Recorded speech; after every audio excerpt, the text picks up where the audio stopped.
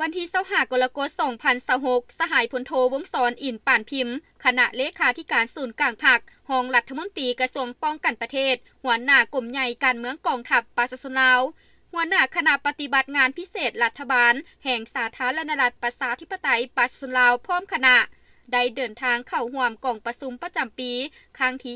31 ระหว่างคณะปฏิบัติงานพิเศษรัฐบาลแห่งสาธารณรัฐประชาธิปไตยประชาชนลาวและรัฐบาลแห่งสาธารณรัฐสังคมนิยมเวียดนามกองประชุมได้จัดขึ้นและอัดลงด้วยผลสำเร็จอย่างจบงามในตอนเช้าของวันที่ 27 กรกฎาคม 2026 อยู่นครโฮจิมินห์สาธารณรัฐสังคมนิยมเวียดนามฝ่ายลาวนำโดยสหายพลโทวงศ์สร อินป่านพิมพ์คณะเลขาธิการศูนย์กลางพรรครองรัฐมนตรีกระทรวงป้องกันประเทศหัวหน้ากรมใหญ่การเมืองกองทัพหัวหน้าคณะปฏิบัติงานพิเศษรัฐบาลแห่งสาธารณรัฐประชาธิปไตยประชาชนลาวและฝ่ายเวียดนามนำโดยสหายพลโทเงวียนวันเงากรรมการศูนย์กลางพรรครองรัฐมนตรีกระทรวงป้องกันประเทศหัวหน้าคณะปฏิบัติงานพิเศษรัฐบาลแห่งสาธารณรัฐสังคมนิยมเวียดนามกองประชุมทั้งสองฝ่ายได้ตีราคาสูงต่อการผัวพันหัวมือระหว่างลาวเวียดนามในซุมปีผ่านมาเห็นว่าสายพัวพันมิตรภาพอันยิ่งใหญ่ความสามัคคีพิเศษการหัวมือหอบด้านและหุ้นส่วนยุทธศาสตร์แตกดอกออกผลเจริญงอกงามขึ้นอย่างบ่หยุดยั้ง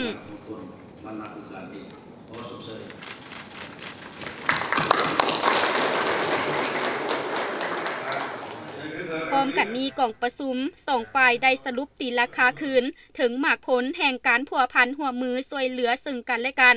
ระหว่างคณะปฏิบัติงานพิเศษรัฐบาลแห่งสาธารณรัฐประชาธิปไตยประชาชนลาวและสาธารณรัฐสังคมนิยมเวียดนามศกปี 2025-2026 ด้วยการจัดตั้งผันขยายเนื้อในบทบันทึกกองประชุมครั้งที่ 30 ระหว่างคณะปฏิบัติงานพิเศษรัฐบาลแห่งสาธารณรัฐประชาธิปไตยประชาชนลาวและรัฐบาลแห่งสาธารณรัฐสังคมนิยมเวียดนามซึ่งตลอดศกปีผ่านมาทั้งสองฝ่ายได้พร้อมกันปฏิบัติหน้าที่อันสูงส่งและสักการะบูชาที่ภาครัฐและประชาชนสองชาติมอบหมายให้เพื่อซอกหาขุดค้นเคลื่อนย้ายอัฐิทหารอาสาสมัครและเสี่ยวซานเวียดนามที่เสียสละชีวิตในปางสงครามอยู่ลาวผลสำเร็จอันพ้นเด่นแมนทั้งสองฝ่ายได้ประสานสมทบอย่างกลมเกลียวซีน้ำบรรดากรมกองอำนาจการปกครองท้องถิ่นรวมถึงพ่อแม่ประชาชนในการซอกหาขุดค้นและเคลื่อนย้ายอัฐิในฤดูแล้งศกปี 2025-2026 สามารถขุดค้นได้173 อัฐิทั้งได้จัดตั้งพิธีเคลื่อนย้ายมอบหับอย่างสมเกียรติพร้อมกันนี้กองประชุมยังได้ปรึกษาหารือและเป็นเอกภาพต่อแผนการหัวมือปี 2026-2027 ระหว่างคณะปฏิบัติงานพิเศษรัฐบาลแห่งสาธารณรัฐประชาธิปไตยประชาชนลาวและรัฐบาลแห่งสาธารณรัฐสังคมนิยมเวียดนามเพื่อสืบต่อจะตั้งผันขยายเนื้อในบทบันทึกกองประชุมครั้งที่ 31 ให้บรรลุตามระดับคาดหมายที่สองฝ่ายได้วางไว้ฝ่ายลาวพร้อมที่จะสร้างเงื่อนไขเพื่ออำนวยความสะดวกให้แก่หน่วยขุดค้นอัฐิของเวียดนามในการปฏิบัติหน้าที่อยู่ดินแดนของลาวให้ได้รับผลดีด้วยการเคลื่อนไหวสุบยูซี่น้ำบรรดากรมกองอำนาจการปกครองท้องถิ่นประสานสมทบกับทุกภาคส่วนที่เกี่ยวข้องเพื่อตอบสนองข้อมูลต่างๆให้แก่หน่วยขุดค้นอัฐิของเวียดนามโดยเฉพาะแม่นการเปิดขบวนการหาห้อยวันคืนแต่เดือนมีนาปี 2026 ถึงเดือนกรกฎาคม 2027 ในเวียกงานท่อนโฮมอัฐิของรัฐบาลเวียดนามให้ได้รับประสิทธิผลสูง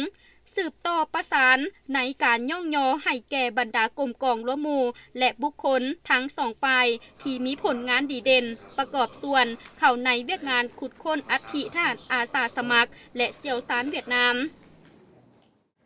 เชิญสหายพลโทมีวันเกาพร้อมโดยคณะเดินทางเข้าร่วมกองประชุมครั้งที่ 12 อยู่สปป.ลาวในตอนท้ายสหายพลโทวงศ์สร อินป่านพิมพ์ได้แสดงความขอบใจอย่างจริงใจต่อการต้อนรับอันอบอุ่นและได้ถือเป็นเกียรติเสริญสหายพลโทเงวียนวันเงาพร้อมด้วยคณะเดินทางเยี่ยมยามและเข้าร่วมกองประชุมครั้งที่ 32 อยู่สาธารณรัฐประชาธิปไตยประชาชนลาวในปี 2027 พื่อสืบต่อเพิ่มพูนคูณสร้างสายพัวพันมิตรภาพอันยิ่งใหญ่ความสามัคคีพิเศษและการร่วมมือรอบด้านและหุ้นส่วนยุทธศาสตร์ลาวเวียดนามให้มั่นคงทานงแกนตลอดกาลนานจากนั้นทั้งสองฝ่ายก็ได้พร้อมกันลงนามเซ็นบทบันทึกกองประชุมครั้งที่31คืออีก